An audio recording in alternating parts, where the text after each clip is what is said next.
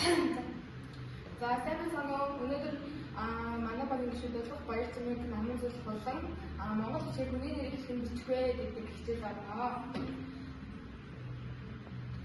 За Монгол эхлэн болохоор хоёр үгээс бичсэн нэрийн хоёрдугаар үг нь гэгүүлэгчээр бичсэн бол нийлүүлэн бичиж игшээр бичсэн бол зураас татаж бичнэ.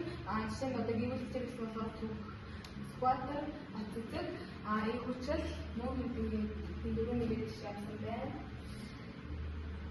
За дараагийн болохоор хоёр үгээс бичсэн нэрийн эхний үгийн нэмээд бичсэн бол хээгээ гэгүүлэгчээр бичсэн.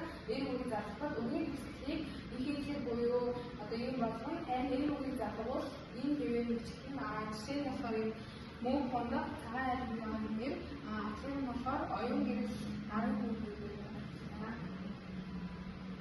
За гуравдугаар болохоор хоёр үгээс бичсэн нэрийн хоёрдугаар үгийн үгийг өө шиг оруулж үсгийн шилбэг гэлгүй бичин жишээ нь энэ батцуух гэх юм байна.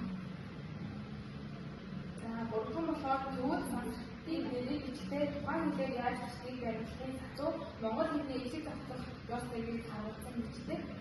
Жишээ нь энэ агуан зүрх гадны гонцог харагдана. За төвд сансртын нэрийг тухайн хэлээр ойролцоо бичдэг нэг юм бэ. Жишээ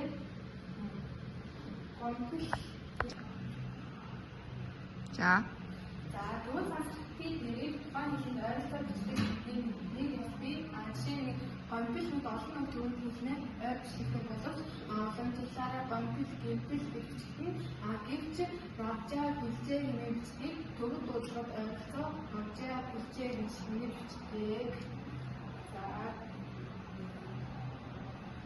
Болохоор ярианы хэлний дуулахаар хэсэгний уг шиг нэр дуулах болсон нэрийг уг үгээр бичсэн. Жишээ нь гэрлээ гэхгүй шүү гэрэл альмаар үгээр